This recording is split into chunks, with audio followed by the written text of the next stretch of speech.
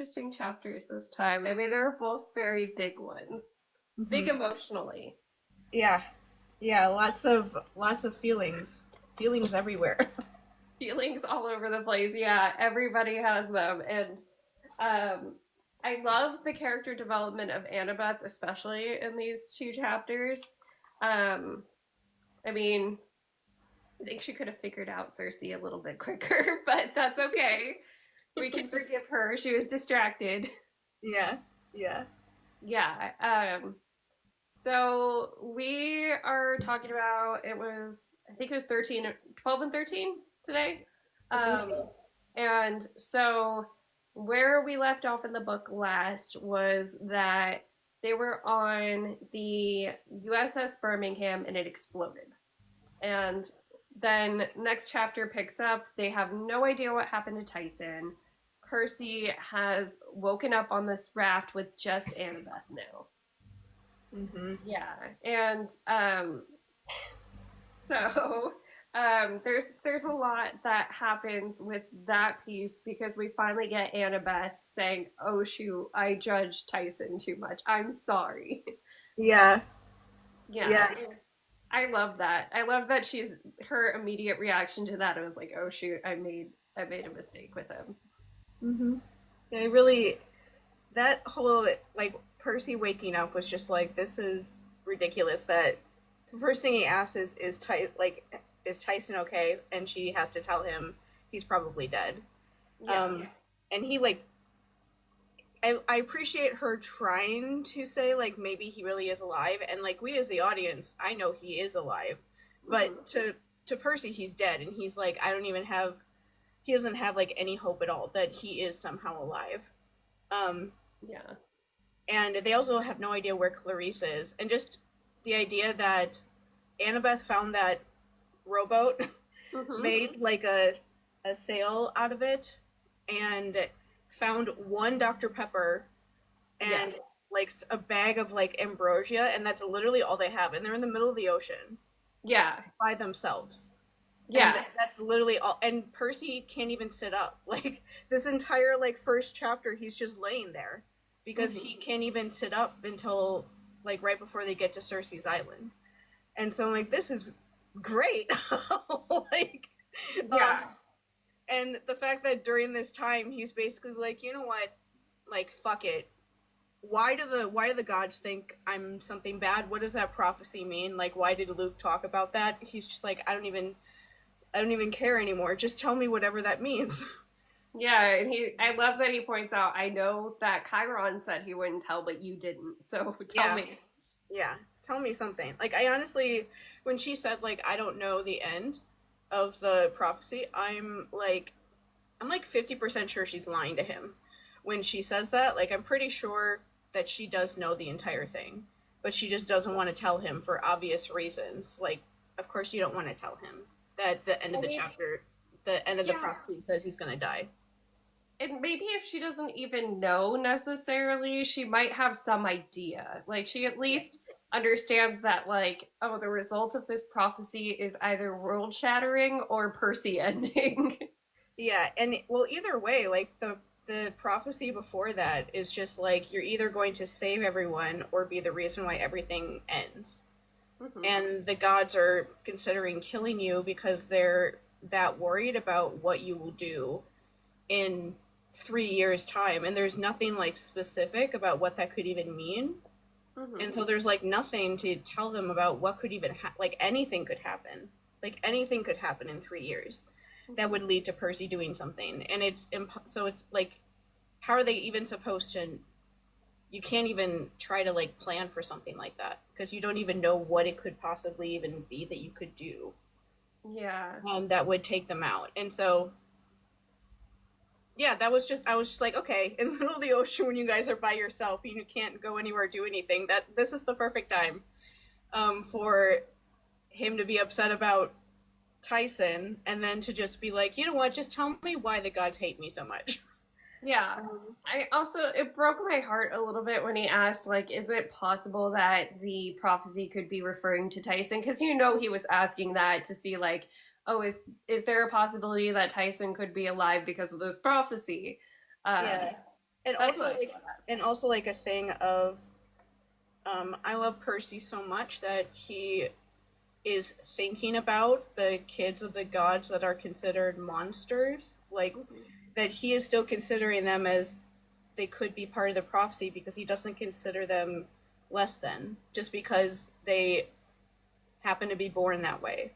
And so I Yeah. was like, Percy, you're such a sweetheart that you are generally wondering, like, could that be something, anything like, um, I think the thing that like upset me the most about this part and like the Cersei's Island chapter with Percy is that he's 13 Hmm. and he's like grieving slash traumatized by a peer of his that he thought was his brother, granted, but still like a friend that he had for a year dying. Hmm. And this is not something that you should go through when you're 13. Hmm. You shouldn't know what it's like for 1 second someone to be there and then all of a sudden they're gone, and you feel responsible for that, and you think like they're here because I invited them along, and now they might not, they're probably dead, and just that, all of those feelings he feels, he shouldn't have to be going through this already. Yeah. He's so young. That's not something he should be thinking about. But I appreciate Rick like writing him being scared and things like that for these, even the stuff with like the sirens and everything. He's so scared that something will happen to Grover or Annabeth now because he Hmm. doesn't have a lot of people in his life. Yeah. He pretty much just trusts Annabeth and Grover and Tyson and his mom at this point. And Mhm. Chiron somewhat, but still, those are like his main support system, and one of them just got, he thinks at least, that one of Yeah. them just got blown up. Yeah. And so obviously that's what your brain does, is automatically you're just like, oh my god, I could never survive if I lost somebody else. Hmm. Um, because this one person dying is bad enough. Yeah. Like you're a child. Yeah. Poor Tyson. I mean, we know he's okay, but like, Yeah, and I honestly, the thing that's funny I think about reading this book again is that I genuinely don't remember like how Tyson comes back. I just remember being so relieved that he does. Like mhm. I honestly don't remember. So it's going to, I'm honestly like, it will be a surprise for me when we read the next chapter is how he ends up popping up again. Oh, and the other thing with all of this that they also figure out is because of Percy's um like water like navigation powers, he knows that they're 100 and something miles from Grover, and Mhm. him telling Annabeth about that last dream he had that he didn't have time to tell her about. They realize that they have 1 day to get to Grover. Yeah. So it's like, okay, this is just so much pressure that they're in the middle of the ocean by themselves, and he's hurt. Hmm. They don't have. They're gonna run out of like anything resembling liquid, like a Dr. Pepper, very soon. Yeah. Dr. Pepper shared between two preteens is not gonna last long. Yeah, and it's literally the only thing they have. They can't drink any of the ocean water, obviously, but it's like we have 1 day to get to our other best friend, and if we don't get there, then he's probably going to be killed after my brother just blew up. Yeah. Super, super emotional. And then of course they make it more emotional by like, okay, well, what is your thing with Cyclops or with Yeah. Cyclopes? And Annabeth finally tells him the story of, oh, we got tricked by a Cyclops, and that Cyclops did the thing where it was mimicking each other's voices. It mimicked Luke's, it mimicked Talia's, it mimicked mine.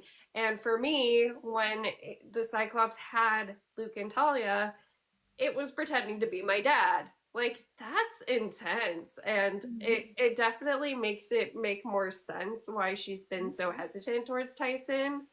But like, yeah, he's still the sweet baby child that just wants peanut butter. So it's like, how Yeah. do you not realize that? Like, yes, he may be the same type of monster, but he's a good monster.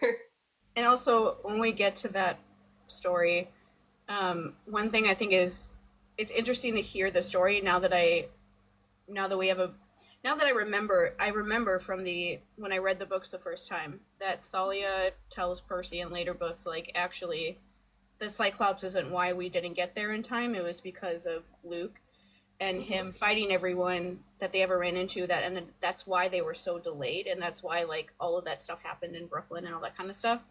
Yeah. It makes me look at this story where she says like, "Oh, Grover took a couple wrong turns and Hmm. got lost, and that's why we ended up running into the Cyclops." And I'm like, I that feels like a story that like the more adults are telling a scared 7-year-old kid because Hmm. they don't want to have to tell her like Luke keeps fighting everyone and is making like the whole idea of like all the monsters found them that way because they had so many things coming after them. Yeah. He was constantly like instigating with everything they ran into on the road.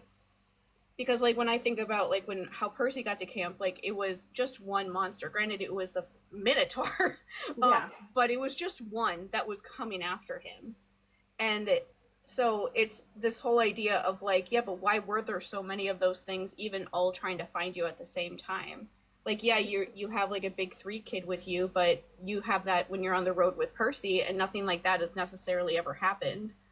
And Yeah. you've also been delayed in the same like sort of way, like gotten lost or whatever. And it's one of those things of we know more context because we read the books, but it's just interesting to think about that I could see them telling little her stuff like that. And obviously that experience would be traumatic enough like on its own. Hmm. And you can understand why, but it's also one of those things that's interesting with her um that I feel like if she looked at that from herself now that she would probably feel differently. But she Yeah. hasn't gotten past like the how she felt about it when she was a little kid.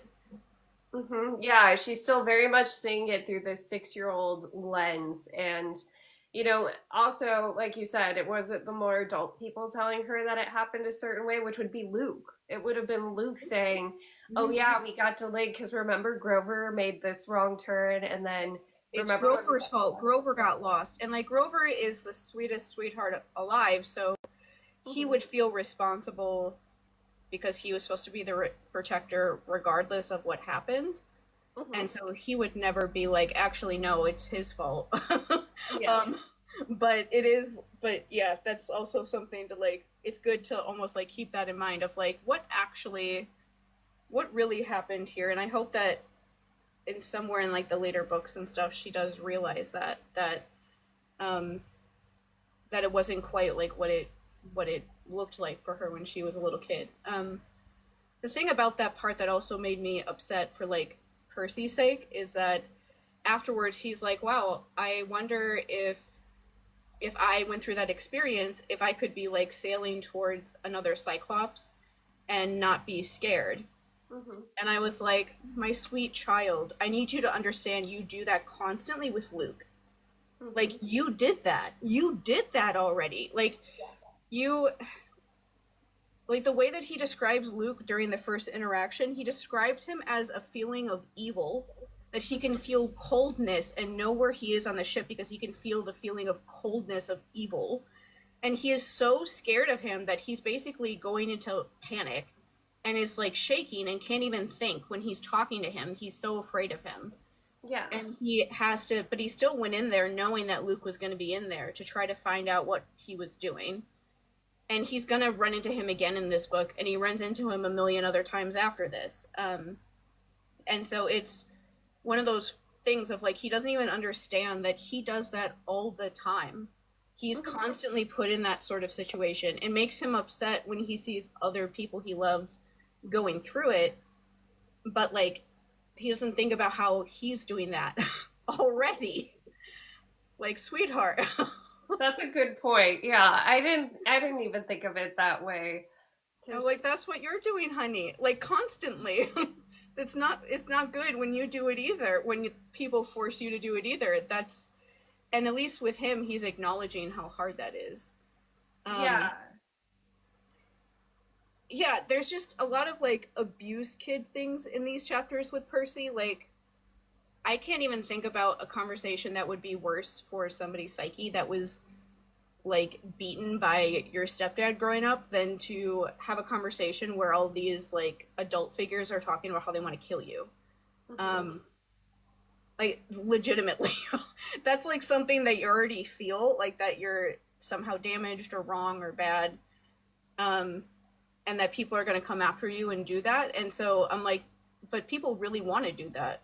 And they're actually way more powerful than him, and they could do that if they decide to, like, that they're fine with his dad killing them, I guess. But it's still like something up for debate, and I'm just like, I could like when I was reading that conversation, I'm like, I can literally feel him getting like psychologically damaged by just this conversation of why do they want to kill me, and like what could I possibly do that is so bad, um Yeah. that would even force them to think that, or like just having that idea in his head already, that that's how the gods feel about him, and that people like Luke already know about this Yeah. and Well, are and like, yes. Annabeth points out that some gods are more curious about him because of this, or more, trying to figure out where he's going to land, if he is going to want to uphold the age of the Olympians, or if he's going to want to tear down the system. And it makes you wonder why that's not. I mean, we know the Greek gods don't always choose what's best for themselves, even. So, you would think, like, oh, this kid can make or break our society. Maybe we should befriend him. Yeah, like Yeah, treat him nicely, don't try to kill him when he's 12 maybe. yeah. Maybe we let him grow up enough to save our asses. Yeah, but no, they're just like, no, we're just gonna scare the shit out of him. That seems like a good idea. Yeah, um, yeah. It makes no sense. yeah, and oh, the stuff with like Cersei's island that I thought was the most interesting was um like Percy's PTSD slash like grief, like when he walks in and he sees like horse statues and he wants to tell Tyson about it, and then realizes he can't tell Tyson about it. Like that's just a very like, that kind of stuff is the stuff that like gets you after someone you love dies. Mhm. Like I even done that with like my cat that died like 2 months ago. I like wake up in the morning assuming that it's still there because I lived with cats for like most of my life, especially that one for the last 15 years. Yeah, And so it like genuinely like surprises me still, like every morning when I wake up and I'm like, oh right, nothing else is here. yeah, Um, and so that sucked, and that fat, and like how, I guess the stuff that's hard with that, with like, even though you understand why Annabeth was caught in like her trauma response basically of that like traumatic memory, why she didn't like Tyson, mhm. it does lead to him feeling like he has to like hide how upset he is by Tyson being gone, Yeah, because she asked him if he's okay, and he basically just acts like he's fine. And that's a whole pattern with him anyway, with her, with Luke later on. But it's just hard seeing him be like, so much of Cersei's island happens the way that it does because they both just went through this whole thing where the ship blew up and they don't know if Clarice or Tyson or anyone else is still alive anymore. hmm, And they're scared. And genuinely, the reason why they get out of there and they realize what's going on really, is because they love each other. yeah, they yeah. and So they're also so traumatized by what just happened that they're afraid to like separate. And like that's pretty much why Annabeth figures it out. Like one thing with people with this, with the TV show, that bothered me a lot about that Reddit page that we're going oh to god, rant about eventually, is a lot of people on that Reddit page would say that Percy is like too smart on the TV show. That was like one of their main things, is like, oh, he's too smart. He figures things out too fast. He's like not this smart in the books. And I'm like, this is rude that you're basically calling him stupid. And that is something that the fandom at large kind of like over, they make it sound like he can't figure out anything and he needs Annabeth there to help him with anything at all. That's Um, because Harry needs Hermione for everything, and people like things to look like each other. well, and it's also a thing of like, uh, Percy does that thing that people do. I do this sometimes where people like assume that you're not smart, and Mm-hmm. so you ask questions that seem maybe like weird or not connected or different or whatever, Mm-hmm. because you're like playing on the fact that they think that you're not smart enough to figure out what they're doing, and so you're asking them questions and they're answering them because they think that you're not smart enough to figure anything out, but you're actually figuring out what's going on. And Mm-hmm. they just don't real they're like downplaying your intelligence, and you're basically like using it against them. Like there's even, I mean, like Rick makes it pretty blatant. Like in the Heroes of Olympus books, there's a part when he gets to like the other camp, the Mm-hmm. Roman camp, and it's through Hazel's point of view, so we get to like finally see it from someone else's perspective.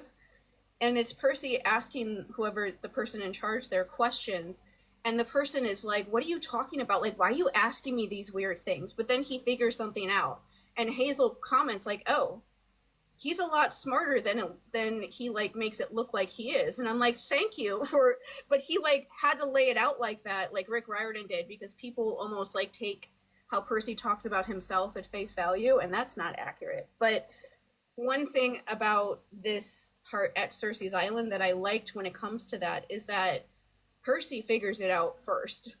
Mm-hmm. Like he's aware enough to be like, I would usually get mad at somebody who's telling me that I need to fix everything about myself and that Yeah. I'm not good enough based on how I am right now, even if I'm not happy with myself and my like, what I look like. I usually would just, you know not agree with them, but for some reason I want to agree with her. I like want to make her happy, and that's really weird. And he's with it enough to ask her, like, when she's trying to get him to drink the stuff, he's like realizing like something is off. Like, I don't think I want to do this. Like, where is Annabeth? Like, why are there no men here? And he's Yeah. like asking her questions, and it's basically through like her like sorcery magic stuff that she's able to like convince him to drink it, even though he obviously doesn't want to. Mm-hmm. But I liked that he figured it out first. It was just that, you know she used magic against him to turn him into a hamster. Um, Yeah. the most Oh, terrified little hamster that's ever existed in like the world probably was him during that part of, oh my god, I don't want to get stuck here. What about like Grover's supposed to die tomorrow? I can't like stay here and be a hamster. And that's like the whole part when he's like terrified of what's going to happen to Annabeth because they're separated because they just lost Tyson, and he's like, I can't be separated from somebody else again.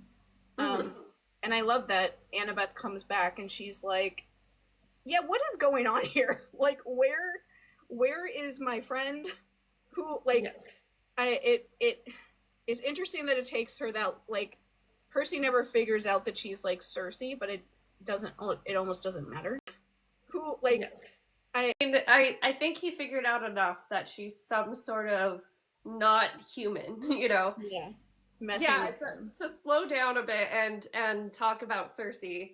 I love some ways that they changed up her lore. So, let's see. Let me get to my notes about Cersei. So, one thing that how things happen in the Odyssey, there's the chronological order and the way that they're told. And in both, technically, Cersei's before Scylla and Charybdis, but she's after the Lystragonians. So we're at least in order there. Let's see, what else have they? Polyphemus, I believe, is also before this. So when Odysseus and his men get to that island, because they've already dealt with Cyclopes like eating their men, they've already dealt with giants eating their men and destroying all of their ships. These men are so terrified to go on this island where, they're parked and they're like, okay, let's see if these people are friendly. They are all in tears, all of these men. And so Odysseus breaks his camp up into two, and he's like, okay, we're going to draw lots to see who's going to go and approach. I guess they see like smoke in the distance of a house and stuff. And the team that's not Odysseus's is the one that gets drawn, of course. and it's led by this guy named Yuri Locust. And so when they approach the house, there's tigers and wolves outside, but they're completely friendly and seem to be bewitched. They're acting like cats and dogs and like wanting pets and stuff. And then Cersei kind of like seductively says, "Come in," and she offers to feed them. All of that group of men, except for the captain, go in. The captain's like, "Something is off here. I'm not going inside with you." And it's when she feeds them that she drugged the food. The the drug, the effect of it, they say, is that they forget about home, and then she ushers them into the pen with her wand, and that's how they change over. Mm-hmm. And so then the guy rushes back to Odysseus, bawling his eyes out, like can't talk, hyperventilating, just completely in a trauma response. And Odysseus is like, "Okay, calm down. You need to tell me what happened. Like, let's get through this." And when he finally manages to tell him, like, "There's this witch. She changed all of the men into swines. Let's just leave them all behind. We don't have to go back there. Like, please don't make me go back there." Mm-hmm. Odysseus is like, "Well, I'm gonna go back there, but you don't have to." And Yeah. so he goes on his own, and that's when Hermes stops him, and Hermes gives him a special drug. It's an herb. It's called moly, Moly, and there isn't a real world equivalent. Of course, like the lotus, similar in the first one, there is a guess as to what it could be, but there's not an actual like, "Oh, moly is this." And what Hermes tells him is, "Okay, Cersei is going to try to give you a potion. It's not going to work because I'm going to give you this herb. Take the herb, and when your magic doesn't work on who you, she is going to pull her wand on you like she did with the other guys. And when she does that, I want you to grab your sword and pull it at her.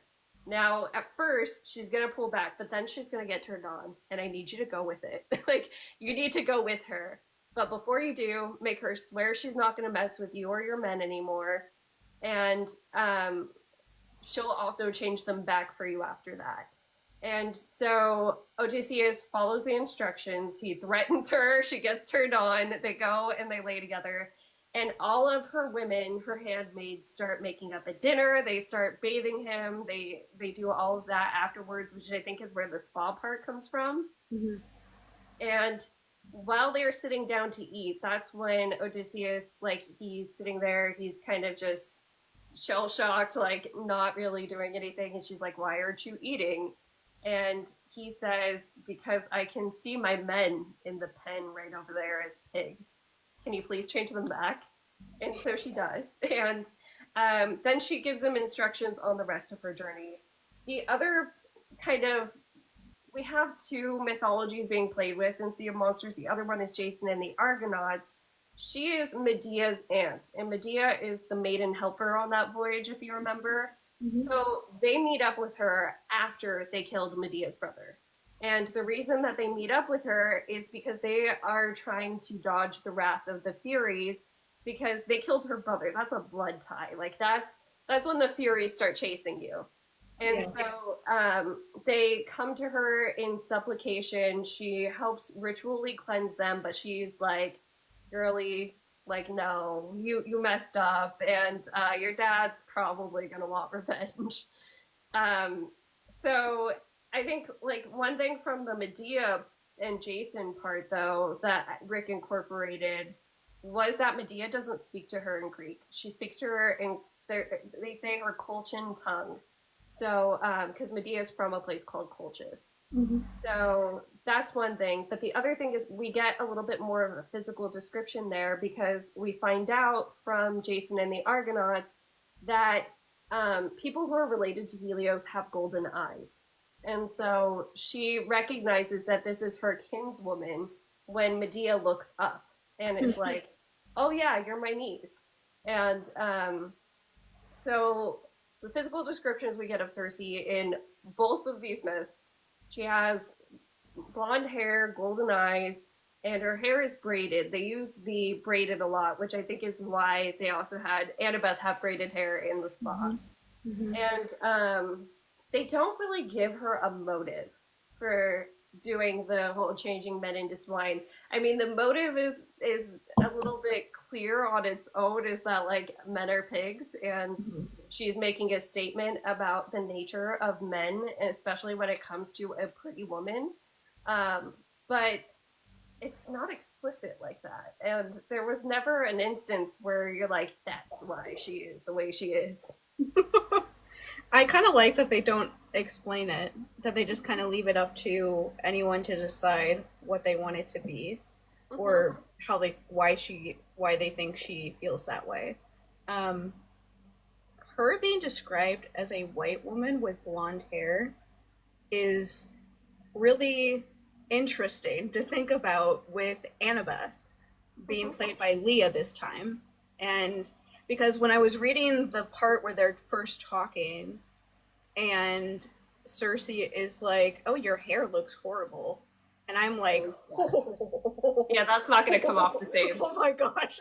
Like if they so I kind of want them to go there to have a white woman with blonde hair commenting on a black girl's hair because that happens a lot. Like I remember when I was in my PTSD training program like 5 years ago, there was someone there who was black. She changed her hair, and literally every single person came in there and said the same thing. Like literally the same. Oh, I like your hair. I just was laughing, Yeah, and the people in there were like, "Why are you laughing?" And I was like, I can't, I'm not saying it out loud, but it was just like that happens all the time. So part of me wants them to like go nuclear and have a white woman with blonde hair commenting on a black girl's hair and telling her that she needs to change it and that it doesn't look good. And mm-hmm. like they are going to be in the ocean and out there by themselves after getting blown up. So her hair probably doesn't actually look good, but it just the social commentary there, I want them to do it because and like especially to make it clear that Cersei is, shady as hell for making Annabeth feel bad about herself. Like that's Mm-hmm. part of that stuff that I did like for that general message of her telling both of them like, "Oh, don't you want to change everything about yourself?" and Yeah, and but Percy I being like, "No," and I especially like him thinking like Annabeth looks nice with like her makeup and her hair being done, but it also feels doesn't feel like that's her. Um, yeah. Well, I almost liked Cersei a little bit for the manipulation of Percy. I know this is gonna sound bad, but it's almost like the reason why I think so many women will gravitate towards Cersei's myth is that like that little hint of misandry we all have because of how men have done us dirty. And so you see her flipping things that are typically feminine worries that we have because we have to be ready for the male gaze. And she flips that and makes Percy insecure about those things. yeah, And the thing I yeah, hate about that is that he is already insecure about all of those things. yeah, And that's what I hate about it is like that's fine to do to somebody who deserves it, but you're doing it to like the one boy, because it's not even a man, just a boy, the one boy who wouldn't treat you this way. Like this is like a boy who loves his mom so much and genuinely like respects women through the course of these books. He doesn't do stuff like yeah, that with women. Like he doesn't. And so like it's interesting to see like I feel like sometimes people like look at the lines that Percy is saying mm-hmm, and almost like puts like projections of like shitty men onto Percy. Like they're like, "Oh, I don't like that he says that Annabeth is like too pretty." And it's like, "No, he's not saying that she's too attractive now and that he doesn't want her to look good. It's a thing of like you don't need to be overly feminine to be feminine." mm-hmm, And like I always really liked that from the years that I read these books because I don't do any of that feminine stuff. I don't like wear makeup or wear clothes like that or do any or like do the normal feminine stuff. And it bothers me that a lot of times people think that this is definitely a crossover from like spirituality stuff where they're very mm-hmm. black and white about gender roles and what like masculine and feminine energy mean. And Mm-hmm. so I like anything that like brings up the fact that being feminine doesn't mean just like wearing makeup and looking pretty or whatever. That you don't. That's not. That's not all that what that means. Like I can't help but wonder if some of Rick putting that into a book in like 2006 was based on the students he had that were, trans back then, that definitely had no support in any way, shape, or form at all. Even less like -20 than they do right now. Well, Because and it is a more like, more, what is the word I'm looking for? More complex or whatever way of looking at the idea of gender that, nuanced. yeah, like nuanced way of looking at it, that Annabeth doesn't need to like look pretty and wear a nice dress and have nice hair in order for her to be feminine and for her to be beautiful. Yeah. Like she looks beautiful without any of that stuff. She doesn't need to be to like make herself look better in that way. Um, Well, I mean, there's kind of already. I would call Annabeth a little bit more androgynous than feminine, but that's more in relation to her Athena parentage because mhm. I think Athena in ancient times was written to be masculine wisdom rather than feminine wisdom, and then they threw in bits of feminine wisdom with like, oh, leaving is her domain. You know, that there wasn't they didn't consider feminine wisdom. And so Athena comes off as this like hard, like masculine woman in a way. And I think that Annabeth has some of that. But I also do think that like some of her journey and some of the things we see her doing with her relationship with Percy is getting in touch with some of those softer, more feminine emotions. And it's kind of cool that a guy gets her to do those. Yeah, like the vulnerability, like that's Yes. one of the things that I love about Percy and Annabeth's characters is that their gender like stereotypical roles are swapped. Mm-hmm. Like Percy is the one that is more vulnerable, that will has a hard time talking about his feelings, but he definitely talks about them more than Annabeth does. And Mm-hmm. Annabeth is the one that is more standoffish at the end. She's like the one that won't talk to him when she gets upset with him and won't communicate as much with him about what's going on. When Yeah. it's usually the man that does that sort of role. Usually the guy is the one that suddenly pulls away and you don't know what's going on. And then in like the third act, they tell you why they're doing that or whatever. And so their roles are very like swapped in that way, which I appreciate because it's nice because that's just it makes them more like real people instead of Mm-hmm. just falling back on like the tropes that have been used 70,000 times Yeah. in like YA things. Like there's like not to like we can bash Harry Potter as much as we want, but like I can't imagine. I can't remember what fan fiction I was reading, but it was one where one of the other like newer characters was Mm-hmm. saying to Percy like,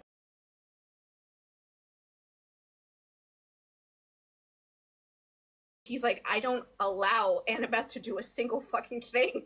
She's in. Why would she ask me what to like? She's in charge. But Mm-hmm. that's like their whole dynamic is like when I think of Harry Potter and him like pining over Ginny on like the Martyrs map and like watching her walk around at school like a freaking weirdo. Like I could never imagine Percy doing something like that. Like watching Annabeth like that. Like no, he He would would. be like a creep. He would be Yeah, like, yeah. and just like that whole very masculine, like stereotypical masculine, misogynistic sort of feeling of like I'm the man that's like away at war, and my like woman is back home, and I'm like pining over her while I have to go out and do my duty, and it's like no, Annabeth is there with him in the Mm-hmm. middle of everything, and is like in the middle of every single fight they ever go on. The one time that they're separated, Hera literally has to delete his brain, and he still has Annabeth in his brain. Like she's the one thing that he can't delete. And so like there's never a point, that's the only time that they're even in like quests and separated that way, and it's because Hera literally forces them to. Otherwise they're there together. It's not like I can never imagine Percy ever being like, "No, I'm the man, so I'm gonna do this instead of you." Annabeth would just kick his ass. Like, No, and to talk about like Cersei stuff again, one thing with connections to Heroes of Olympus is that Reyna is the sister of Hyla, who's like just a person that is like an assistant or whatever that's there. Mhm. And she's in the later books, she mentions that she was at Cersei's island, and so it's one of those things for them to be like, whoa, like, so you were there when we were very traumatized and terrified for like a couple minutes there when she turned Percy into a hamster. And but it is, Reyna's character is interesting to think about in that way too, because she's also not stereotypically feminine at all. Mhm. She is the asexual, aromantic character, so I love her. Yeah. And like it's like canon, like uh Aphrodite comes to her and tells her that she will never like feel like get like love or like acceptance or that sort of feeling that people get from romantic relationships. She says it in like a very like, you know, prophesized sort of way, but that's essentially what she, when I read that back then, I didn't even know what asexuality was when I read that the first time. Mhm. But now that I go back to it, I'm like, oh, that's what she's saying, is that she, and she ends up joining Artemis. Yeah. And so that's very much what's going on there. But she's, but so to imagine Reyna in like at like Cersei's island where everybody is like aggressively feminine, that must have really sucked for her, because Mhm. she would not like it at all. Like she's the person in charge at the Roman camp. Um Okay. like it, yeah, she's their like word is like crater for who's in charge, and you Mhm. probably, which you probably already know, but she's the one in charge of like the Roman camp. Like she's the one in charge of looking for Jason while they are all out looking for Percy. Yeah. Um and yeah, it's just interesting to think about that she definitely would have hated being there, because she's like Annabeth, where she's not at all like stereotypically feminine like that in that Yeah, well, there's so what I find with Cersei is part of me wants to be sympathetic to this extreme misandry because like men do suck. But yeah, with Percy and having this character who is our main character, who is our like hero, go through that, it tells us like, okay, but we shouldn't do this to all men, right? I mean, yeah I don't want to be the yes or the not all men person, but of course, it actually is true. Not all men are awful. It's just sometimes the good men have to pay for the awful men. yeah. And And well, yeah, I'll say that, at least I'm not going to say not all men, but I am going to say that most of those discussions that happen are so simplistic that it's stupid. And like I feel like I need to say like qualifications when I say this, because people are so irrational about that. But I was sexually abused by my dad mhm. for over a decade. So, do I have problems with men? Yeah. Do I have problems trusting men? Absolutely, I do. But at the Yeah, same time, if me, with all of that, all, all of that in like my past, can recognize that not all men are evil. Like the first really good therapist I ever had was a man, and he is a literal angel from heaven. Like he genuinely saved my life. And mhm. I look I like have recordings still on my phone from when I saw him, and I just listen to it sometimes and cry because he's so wonderful. He always had like the most traumatized, like the most like horrifically traumatized people, and he was very soft spoken and kind and all that. And if I was like just like, no, I won't see him because he's a man, like so much of the progress I've made in my life would never have happened, because he helped me so much with that. And he was the most kind, like soft spoken, like sweet, like vulnerable, empathetic person in that treatment program. Like the female um therapists were more harsh, and they would have like made me cry every single day with like how I was during that time. He was the Yeah, perfect person for me. And there's other examples I can think of that are real men. And the thing I always feel like I have to say is that like men are also sexually abused, and it aggravates me to like the very pit of my soul that whenever I make a video acknowledging that multiple men will be in my comment section on a TikTok video telling me like, oh yeah, that happened to me.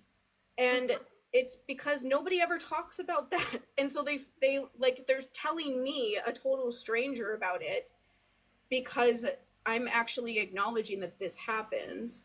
And most of the time people don't. And so I liked the fact that Cersei was shown as like just traumatizing the fuck out of a super traumatized 13-year-old kid that was terrified. Like he is like when the magic stuff starts working on him, he's genuinely scared, and she can tell, and she's like smiling at him when he's scared. And so I like the fact that they kind of showed her doing that, of being so black and white about that she's turning a 13-year-old kid into a guinea pig because she is so sure that he's going to be a bad person because he's a boy, when Percy is definitely not that person. um I just, I feel I have to say that every once in a while to like keep that in mind with people. Like, yes, like men, this is a whole soapbox I can go on, but the thing that I'll like try to end this discussion with is a lot of the statistics that people use about sexual abuse, I don't even know what those mean, because who are you asking? Like, people don't usually tell people when you've been sexually abused. I legitimately told people that I had never been sexually abused for until I was 35. There were many years that like people would ask, or because they just did, and or like I would hear about it and I would be like, oh, that would be horrible, but but like just ignore the fact that that was me. That happens a lot, like a lot. And so like, who are you asking to find out these statistics that are so predominantly like men versus women, especially when the way that women are depicted as predators is, people don't know what it means when a woman is being a predator. Like, they genuinely are confused when it happens, and they don't know what to, they get confused about how to even talk about it because they don't even know what they're looking at, because it's so different from what they're used to. I guarantee you that it happens way more than people want to admit, because like most things with sexual abuse, especially as children, you don't talk about it for a long time. And you're especially not going to talk about it if once a year there's a trend on TikTok saying that all men sexually abuse people and nobody else does. Yeah. Like, so you're never going to tell anybody. It's going to take her even longer to, for different reasons. Like, both of us have a hard time telling people for very different reasons, but that's why I like Rick Riordan throwing this in there, to show her like being so black and white about it, that it's just not real. That's not, it would be, life would be much easier if you could just be like, oh, well, if I'm around a woman, then I'm safe. And that's just like, that's just not true. Yeah. Well, Or, it's yeah. like her place could be a real sanctuary for women. It really could. You know, like it has the potential to. How many of us saw Wizard of Oz, those little girls, and when they go through the wash 'em, brush up place and get the makeovers, like all of them, the guys and the girls, you're like, oh, that looks fun. Like, I want an Oz makeover. And, you know, like, there's that potential at her spa that we see, that we, you know, like Annabeth comes out transformed in a good way. um but yeah, it's almost like an overcorrection, way too much. And not only that, but like also an overcorrection of a demigod, because her words to Annabeth are, you could be like me, you could become a witch like me, I was also a demigod. Like, we could do. She's a little bit more than a demigod because her mom is a nereid. So, um, you know, there's, or I think in some versions even Hecate, but or Hecate. I never know how to say that goddess's name. Me either. Yeah, but you know, I think she did have divine parents on both sides actually. But anyway, regardless, the point being, like, sorcery, she says, is the answer to be more powerful, to be able to control things the way you want. And like, yeah, it's working okay for her, but is it really? You know, and that's kind of where we land with her, because once Annabeth realizes what's going on, she knows exactly what to do right away. First of all, she's like, "Oh, this is Cersei. Okay, we still have those multivitamins, and they're from Hermes, so that seems like the right thing to do." Mhm. And that gives her the advantage that Hermes told Odysseus the moly was going to give him. Um, and from there, she's able to then figure out a way like, okay, how do I get Percy back? And I wanted her to recognize Percy as the guinea pig. You know, like that would be so. I'm sure they could do that better on the show than they could in book form. Of like maybe the hamster or the guinea pig happens to just have this look on its face that is Walker, you know, or something.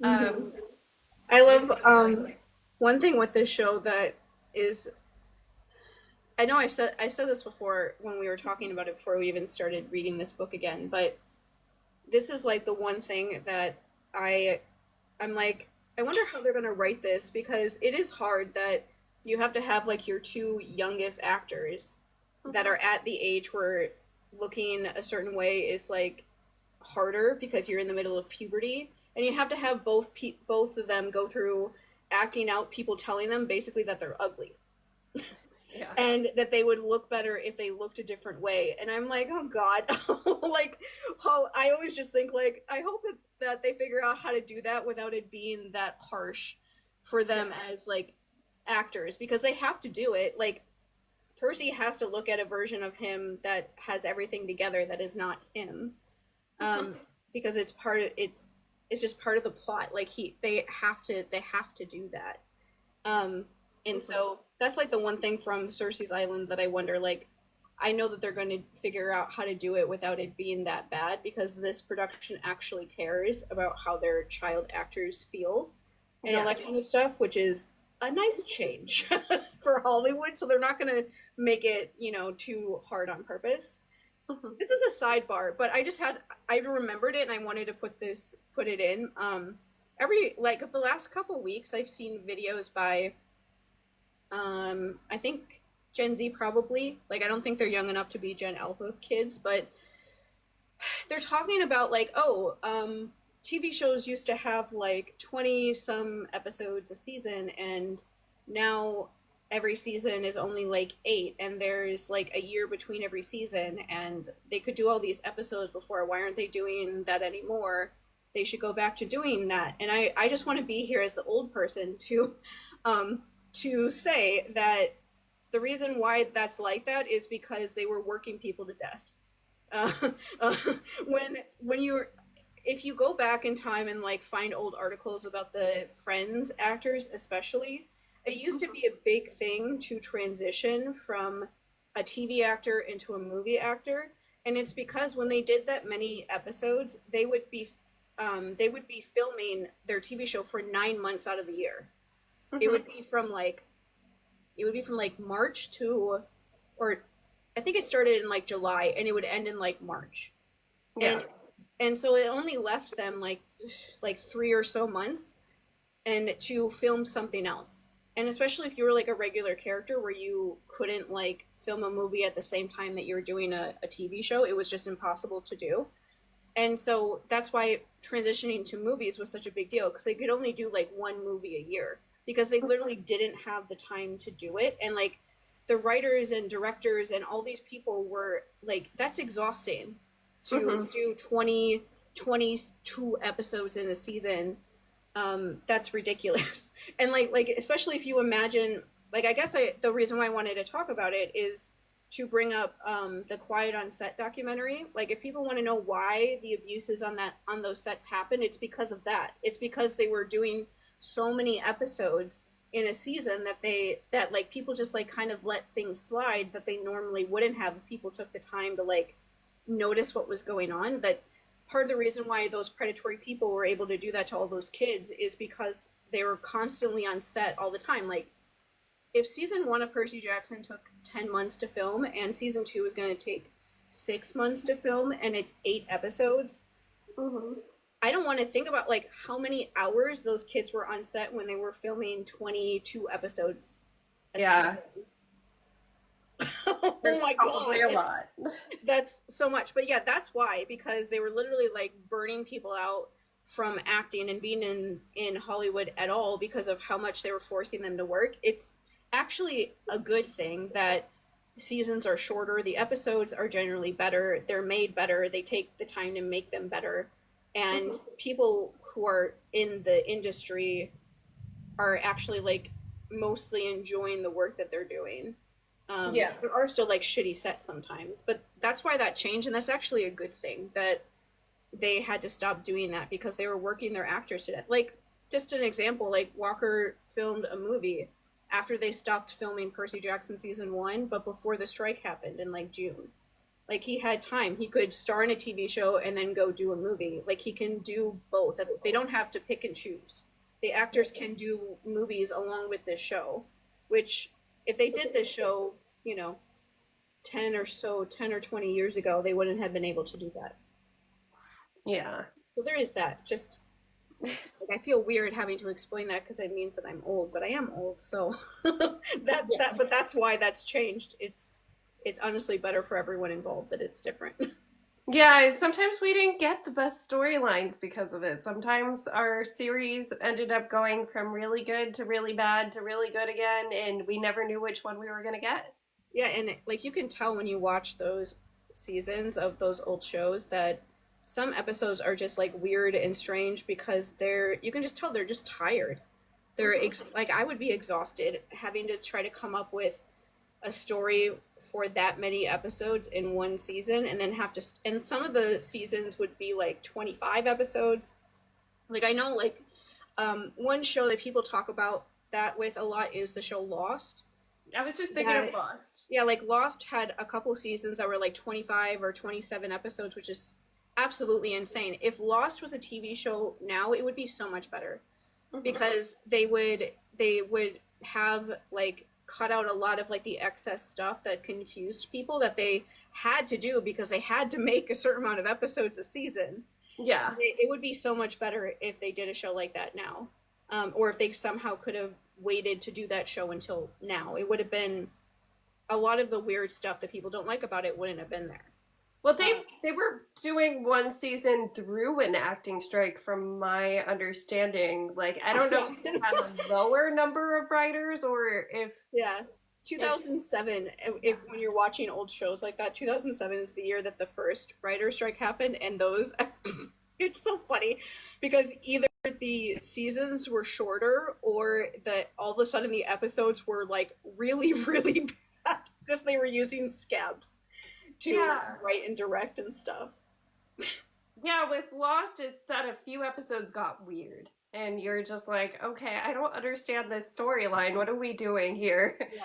I um, think actually out of everything, I think the show that happened with that like affected things in the long term the most was Supernatural.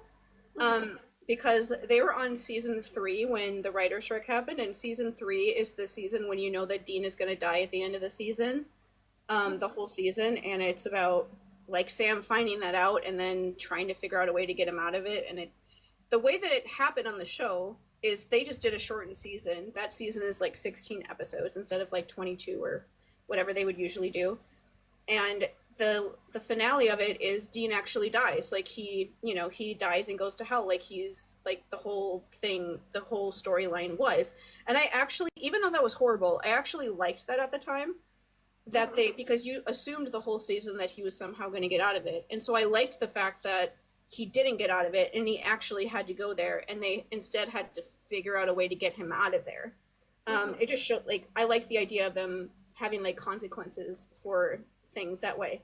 But actually, they were not going to do that. They were going to have him be saved in some way, but because of the writer's strike happening, they were like, we don't have time to do this, and so he's just going to die. And then in season 4, they introduced Castiel, and as like an angel that it like literally pulls him out of hell.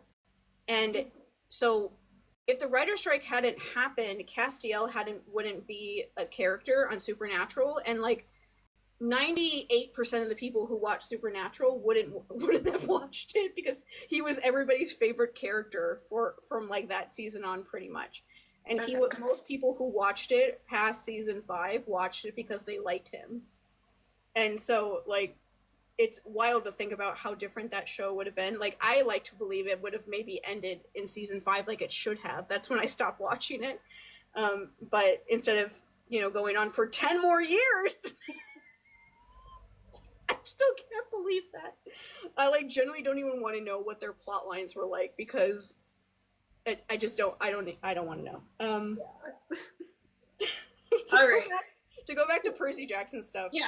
The So last we the have last thing with Cersei that I liked is that, like I said, that they're traumatized little kids, and so when he gets turned back into a person, I liked how he said like he was glad that Annabeth like ran up and hugged him because he was so freaked out about all of that and being so scared that he was going to be left behind and he was never going to see Annabeth or anyone ever again, that he's like, I'm glad that she hugged me because that was really scary. And I'm like, yeah. yeah, Well, that's what kind of got me sweet. too was like I definitely chuckled at where he's like, "I'm glad that my clothes came back," because Yes, like and right he was before like, that, he was thank God I'm not naked. yeah. Poor child. And I will say that one of the writers that is in the writers' room, film or not filmed, she posted like an Instagram post that, of course, every Percy Jackson account posted. That was her saying, like, posting a funny picture from like her Google ads Mhm. because she was googling like swords and also hamsters. And so her Google ad was like hamsters holding swords. And that's enough to make everybody excited that they're like researching hamsters to figure out how they're going to write that scene. Yeah.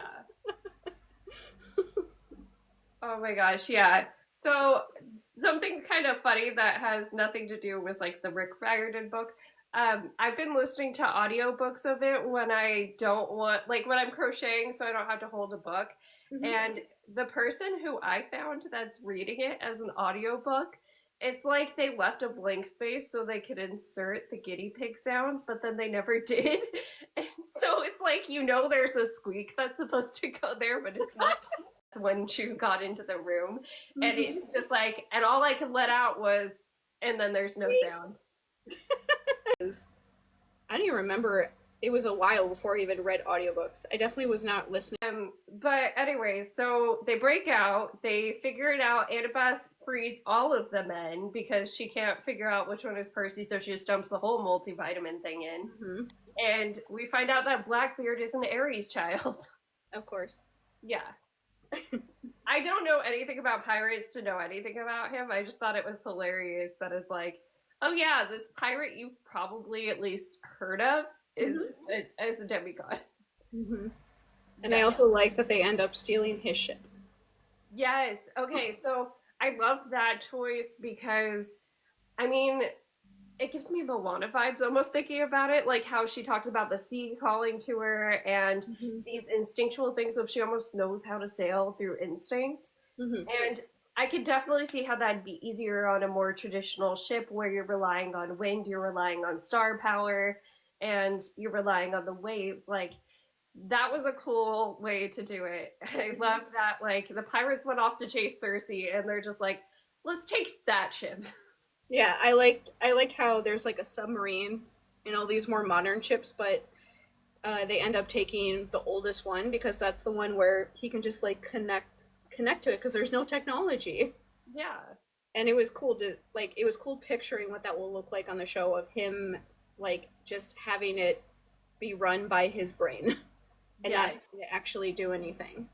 Yeah, like when he instantly knows what to say to get it to just like start moving. Hmm. Um, the other thing from there, before we even get to like the sirens, is him having a nightmare with Thalia. Yeah. But he doesn't know that it's Thalia yet because nobody told him what she looked like. Um, Mhm. that dream is just like so disconcerting, and I'm like, I forgot about that dream, but I was like, they have to cast Thalia Yeah. for that because that's such a huge like foreshadowing moment with Luke. Because like we know because we've read these books before that she has seen Luke in the casket, being being like having Kronos like come back and like take over his body. Um, this isn't a happy thought, but if if we're going with like the TV show version of things, like we'll Mm-hmm. just go with that. If if they if Luke took Percy alive, at least through like the portal, that's probably where Percy would be.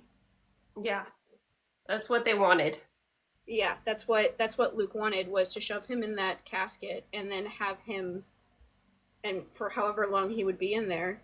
Um, that's not nice to think about, but that was like the original plan. But that dream is, I like that dream because of just how scary it is. That he is like the I like the fact that in the dream he is scared, where he like can't move, but he doesn't know like he doesn't understand what he's scared of. It's that like whole thing of, I don't know why I'm so afraid. I don't know what she saw in there. But whatever it is, it's really bad. I don't even know who this is. And I liked the thing of how she calls him seaweed brain, and he expects it to be Annabeth, and then it's somebody else, and he's like, who are you? Yeah. But it makes sense that it's like Thalia talking to him somehow. But it's just that whole thing of foreshadowing what is happening with Luke. Like that is a thing that happens throughout these books, that every time they see him, he looks worse, like skinnier and all that kind of stuff, because his life force is literally being sucked out of him by Kronos. Um, and yeah, that's just, I know that's going to be freaky when they see it in the show, especially because it gets interrupted. Like Annabeth like wakes him up out of it, and then it's just like, oh, we have to stop ourselves from all the siren stuff, and then all of that stuff happens. Mm-hmm. Um, there's like so much about Annabeth's like character you could say about that I think, like me being me, I think it's funny that she is like so outrageously logical to the point of being cold, that she thinks that she could listen to, or she wants to put herself through seeing what the sirens would show her on purpose, because she is so sure that she can handle it. Mm-hmm. And then that obviously blows up spectacularly in her face. And it was just one of those things of like, it reminds me of just people that I've met before, that it's that whole, like her whole fatal flaw thing Mm-hmm. of feeling like, well, I'm smart, and thinking that she knows more than other people. And so it's like, yeah, if I could have a chance to find out what I would see from the sirens, I'm going to take it, because obviously I'll handle it fine. And Yeah. Nope, nope. Yeah. So that, I would say anybody who's taken a class where they've read the Odyssey has maybe thought about this, maybe thought about like, oh, would I want to listen to the sirens? Would I take the chance? And so in the Odyssey, when they're coming upon the sirens, this is after Cersei. So Cersei had warned them, here's some beeswax, make makeshift earplugs out of it, and then you'll be good. And then Jason and the Argonauts also pass the sirens, but they have Orpheus on their crew. And so Orpheus just kind of like sings loud enough to drown them out. mm-hmm. And that's how they get by. But Odysseus's great plan was, I'm going to make sure everybody else is safe, but for myself, I want to be tied to the ship. And if you guys watch me crying out to be let free, tie more ropes around me. Like, do not let me go. And we find out he manages to make it. We find out that he did hear the song, but we do not find out what the song said for him. So that kind of gave Rick an opening of like, what does a siren song sound like? Like what how do they do it? And we see them shape shifting to the people. We see them projecting images. And for Annabeth, we find out that her greatest desire is to fix everything, essentially. It's to get her parents back together, to rebuild the world in her image because she wants to be an architect, and to somehow save Luke. Like, Luke being there can be seen as a romantic thing, because I know that's the back and forth that we kind of get is is she romantically interested in Luke or is she just brotherly interested in him?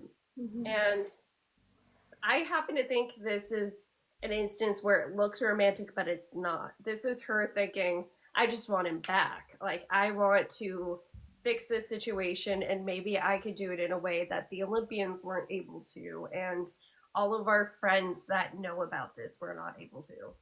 Mm-hmm. Yeah, I don't think that was romantic either. Like, I'm kind of a bad person to ask about that because I never think anything's romantic. Mm-hmm. Um, Asexuality is like that, and you kind of have to hit me over the head with it. Like, I'm literally that person that didn't realize that they were foreshadowing Percy and Annabeth until Aphrodite literally tells Percy in the third book, "I'm rooting for you guys," and he's like, "For what?" Like, he doesn't. He He's a doesn't even know. he's Yeah. he's still a teen. He's still like 13 in that book, so he doesn't know what the heck she's talking about. But I was like, oh god, okay, I guess that's what they're doing with that. But until that happened, I didn't even think about that at all.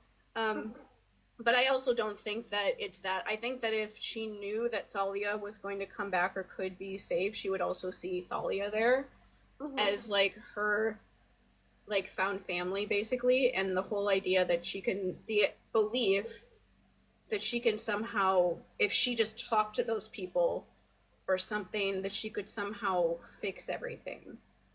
Yeah, exactly. Like I that's what I was thinking too, is that if she knew that she could be saved, she would have been in the vision. But Mhm. Annabeth probably thinks it's impossible. Yeah, yeah. She thinks that Thalia is dead. Like before it happens, there's no way that any of them. I don't even think Chiron or anything thought that Yeah. like curing her tree would mean that she would physically be alive again. There's no way that they would have ever thought that that was possible until it actually happens. But um, there's a lot with like the siren stuff that is like a lot of like emotional stuff. But Hmm. the one thing with Annabeth I wanted to talk about before talking about Percy seeing all that stuff and all the stuff that he does to try to like save her from dying during that whole thing um, is when they get back on the ship and she's talking to him about what she saw when he tells her that he saw it too, Hmm. and she's saying like don't you ever think that like that you could do things better than the gods or you could do things better than everyone else, and she literally says that she understands why Luke thinks that you can just start over and want to just start over with everything, like, Hmm. and it's one of those things I think is like weirdly fascinating is that a lot of people when they discuss Percy Jackson's stuff they talk about like, oh, Percy would have joined Luke, and no, he wouldn't. But they talk about him joining him because he when he shows that he's angry at the gods when he's older. Hmm. Nobody talks about this. Nobody talks about the fact that when Annabeth was 13, she is saying, "Yeah, I can understand why Luke wants to just completely overrun society and start it over from nothing." Yeah. And I'm like, do you like the thing that makes me think about especially is in the third book when she is kidnapped she is there's a bunch of scenes of her where she is there with Luke because he's the one he's at least part of the people that are torturing her for a while, and so she would have scenes with him by herself, and it makes me genuinely wonder what kind of stuff he said to her because in the fourth book she's much more aggressive with Percy about wanting to believe that Luke could be saved. And I'm like, I know he played some like horrible mental stuff with her during that book, and they're gonna show it to us in the show, like they have to. Um, Hmm. and it makes me wonder what he says because she is someone who's already like acknowledging, like, yeah, I could understand him wanting to do that, and I'm kind of tempted to want to do that too. And Percy is like, no, I would, and she's like, wouldn't you ever want to be in charge? He's like, absolutely the fuck not. Yep. Like, I would never want that. Like, if we saw Percy's siren thing, it would probably be him being a normal person. Yeah. Like, no responsibilities, no nothing, just his closest friends and his mom, just hanging out and being people, going to school, living their lives without any pressure or responsibilities, or he doesn't want to be in charge, which is Hmm. why like he's the best person to be in that position. Like that's why he is the prophecy kid, because he's the one that doesn't want it, but he takes it to help everybody else, but he doesn't actually want it himself. Like that's not what he wants, but that's what she wants. And I'm like, I think it's so fascinating that nobody talks about that. Annabeth, when she was 13, was literally says that she like tempted by the idea of what Luke is like pretending like what he wants to do. Yeah. And I'm like, that is like that's scary to think about. Like but that it makes sense um for her fatal flaw. That's like the thing about that sort of fatal flaw that is so dangerous, is that if you believe that you know better than everybody, it can make you, especially if you have it in the way where she does, where you can be so logical that you are almost like surprised by people's emotions sometimes. Like Mm-hmm. the bad way of that is you can sometimes make like decisions that hurt a lot of people because you think that, well, I'm just doing things better and you're just upset because you don't understand what I'm trying to do. That Yeah. sort of a thing. Like the I feel like that is basically the argument people do about like, oh, Killmonger was right. Like he wasn't right either. Please, for the love of God, stop saying these things. But like that's where I think a lot of those sort of ideas come from, is the idea of like, oh, if I can just do everything better, it'll automatically be better because I'm doing it. And that Mm-hmm. means that like you don't notice when you're doing things that are just as bad and harmful as other people because you think that it's fine when it's you doing it. That's a lot of what Luke does. Yeah. He acts like a god in like in these stories. Like he's killing demigods and thinks that it's fine. He wants to destroy everyone and he thinks that it's okay because he's the one doing it. Yeah. and and like somehow him doing all this stuff that the gods also do is somehow fine when he's doing it, but not when the gods do it. It's that whole he doesn't even realize it that way. um but yeah, I was like, wow, I can see why Annabeth has a hard time like really seeing him for who he is, besides like their personal connection, because they probably have that in common when they were at camp, of that sort of idea, because they both have it in like different ways. If not, hers was maybe even inspired by him because he's the closest Mm-hmm. thing to family she's ever had. Yeah, it's one of those things like it's hard to like you don't hear a lot of that, which I'm glad that he hasn't, like cuz it means that whenever he wants to, he could go into those things in like their past if he wants to, or just leave it open-ended for us to wonder about. But yeah, like she met him when she was 7 and he was at camp for the first, you know, 5 years. 5 years after, yeah, because like technically 6 years because he didn't leave until the end of the summer of when they were 12. But still, that's 6 years that he was there, and he definitely kind of shaped how she saw the world that they were in, Yeah. um, for better or for worse. And I'm sure that he would be fine with her thinking that kind of stuff, because he thinks that way too. Mm-hmm. Yeah, Yeah. and You see nothing wrong with putting those thoughts into her head. no. And then the Percy side of it, I was just like, dear Lord. Um, just because I'm like, this is also like hard that she is yelling at him and things like that, and he just has to look away.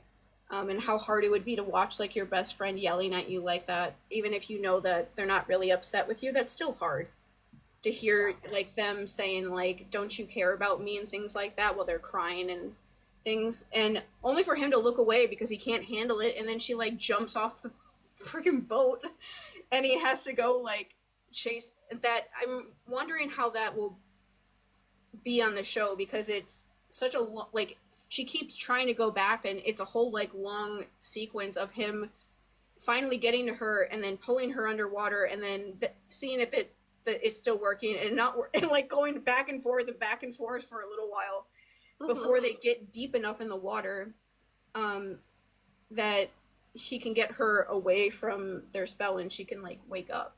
Um, but the thing that I thought of that made me sad about that part is, um, that when Percy sees her see Luke in that like vision, Mm-hmm. it reminds me of that thing that happens with a lot of abuse victims where you know like you know that that person is bad, right?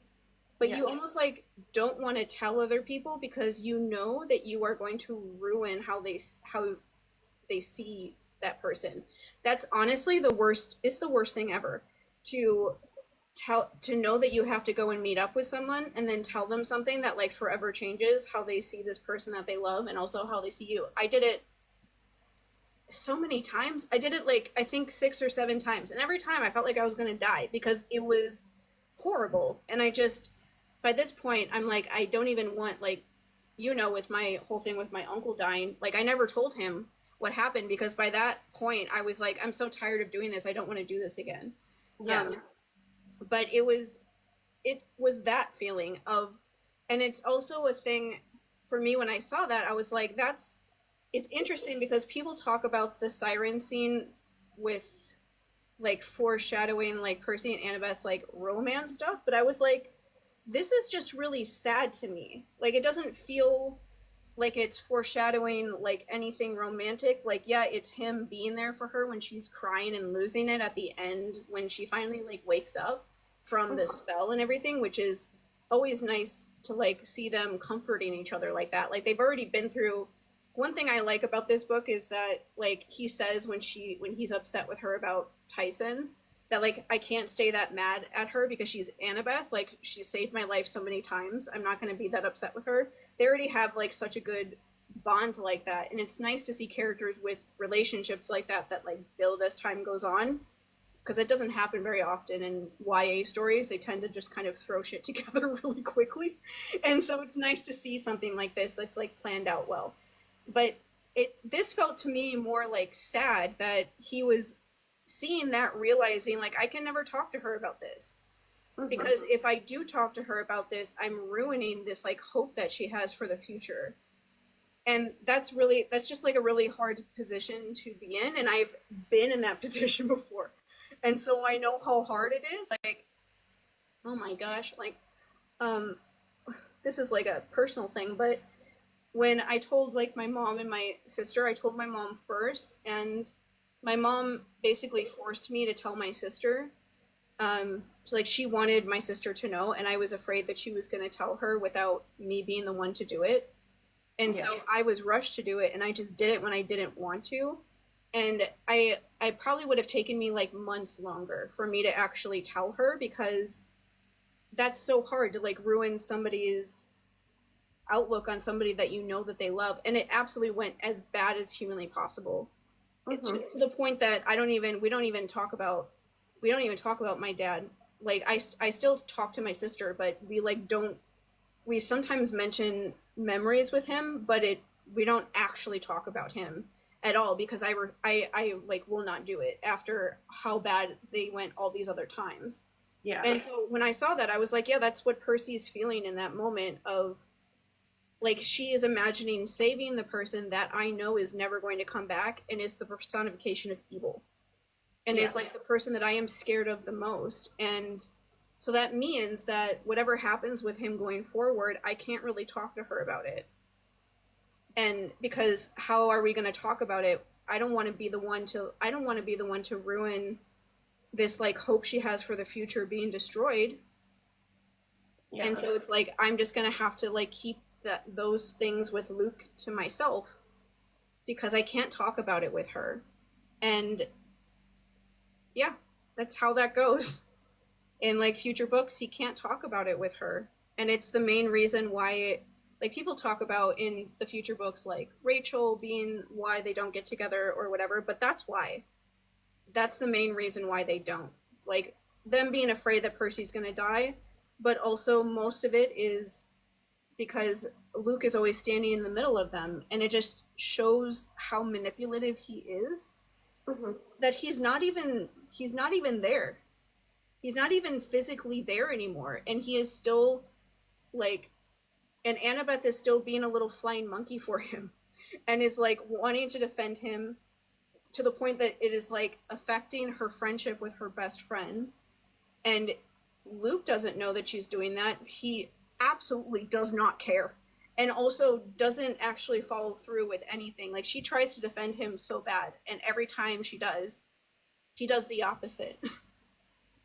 And it's that just that whole abuse dynamic thing of she is trying so hard, like she's protecting the relation, like the friendship, or like the idea of who Luke was to Annabeth when she was 7 Hmm. is more important to her to protect who she thought he was as a kid than this relationship that she has with Percy in the present right now. Yeah. And it's just it's it's hard. It's just hard to see that because it's just really hard. You understand where both of them are coming from and why both of them feel the way that they do. And it's things that they shouldn't have to deal with that Luke is forcing them to go through. Um, but it is just a really difficult situation, and they honestly both do the best that they can with Yeah. it. It doesn't get as bad as it could have in these books. Honestly, it could have been a lot worse. But it is just really hard, and it was weird reading this again now, being like, wow, this is not romantic at all. Yeah. Like, why are people so excited for this scene? Yeah.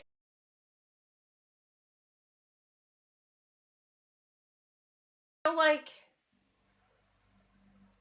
were we all perceiving in the books that there was supposed to be some sort of love triangle thing between Luke, Percy, and Annabeth, or is that just, I I don't think, know, is it I, just how we expected YA to be back then? Because, yes, I yeah. think that I think a lot of the things that happen when it comes to that stuff with Luke and also with Rachel, in when we get to like book 4, is people like assuming that this is a book series that's doing those tropes Hmm. that when that's not what's going on here. Like, um, and I honestly think that that's why I like us doing this because I know that it's from comments that I've gotten on the videos that I post. People have said like, "Wow, I never thought about it like that before, and now I want to go back and reread this because it's making people like rethink about." Because I'm rethinking about it too, and I know you are too when we're reading these again, and just realizing like, no, I don't think that that's actually what's going on. I think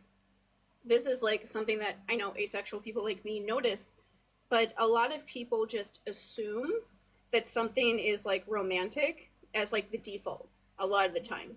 And so I think that people just assumed that the reason why Annabeth is so connected or feels so protective of Luke and all that is because she has a crush on him or because of that whole idea because that's the story that usually gets told, but I don't think it ever actually was that. I think that he just means a lot to her because he was like the only family she really had for a while. And that makes a lot of sense that she would feel like that, but people usually don't see that story as much of like kind of that side and they just don't think about it outside of like romance. People just think they just go to romance first.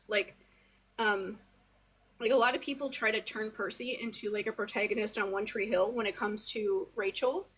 And it's like he makes friends with Rachel because his best friend at that time, Annabeth, is mad at him for knowing that Luke is evil. Like she in the 4th book, the conversations they have about Luke is really bad. Like there's times when he says like when they realize that he's completely like taken over by Kronos. She says like the thing she says to Percy is, after that scene when everyone's really upset and they almost died, is like, "Oh, I hope you're happy. You're probably happy that he's evil." And Percy's just sitting there like, "No, I'm not." And like he almost just died. He's like traumatized and scared too. But that's like what she says to him in the after effects of that because she's just wants to be mad at him, and that's really hard. And so in that book, he is being friends with Rachel because he needs a fucking break. Like he needs a break from thinking about how he's going to do the prophecy is going to be soon. Like he's almost 16 by that point. Yeah. And so he knows that that's already stressful enough to know every single day of your life that you have to make some decision. If you make the wrong decision, the entire world is going to end and everyone that you love is going to die if you do the wrong thing. Like that pressure is already bad enough. But then on top of that, he can't talk to one of his best friends because she's mad at him because of nothing he did. Yeah. And so it's like that's why he's friends with Rachel, and because he needed a break from that pressure and to just be around somebody like Rachel, who is just mostly a normal person that isn't necessarily a part of this world, where when he hangs out with her he can stop thinking about that stuff for a while. Yeah. And Like he's that's enough a part of it that like she understands him, but yeah, like, not she knows about that stuff, she's an oracle and all that, but she's also just like this eccentric artist with a rich family. That and so she's not a part of any of that stuff that he's dealing with, and so he can ignore it when he's around her. And like, yeah, that's what he needs. He needs a break every once in a while. You're going to go crazy if you're sitting under that amount of pressure all the time, and he can't do that with Annabeth because she's part of the reason why he's so stressed out all the time. Like, that sucks, but that's just the reality of how they get there because of how manipulative Luke is. Like, I have to believe that he must have said lots of stuff to her when she was being tortured by him that made her be that aggressive about it all yeah. in that book. But yeah, that's why. It's not because it's not like he actually wants to even be, like, I don't even think he even like wants to be romantic like that with Rachel. Um she does for a little while, and he immediately is like, no, like, no, and all that stuff. But I don't think that's at all what there's so many other bigger problems that they're thinking about, that is like literally the last thing that they're actually thinking about. Like, I Yeah. have to figure out how to save the world first. Um, then I can figure out if me and my best friend can start dating. But like that, yeah. But yeah, I think that's just people just assuming that Mhm. it's romantic. Like, I like when Walker Scobell talks about that in interviews. I understand why he assumes that, because that's what most people just assume. And he Yeah. generally sounds confused when he's talking about it, because he doesn't understand. He's like, I guess that's that, but that doesn't like make sense. And it's like, no, it doesn't make sense but that is what most people assume it is. So I understand why he thinks that.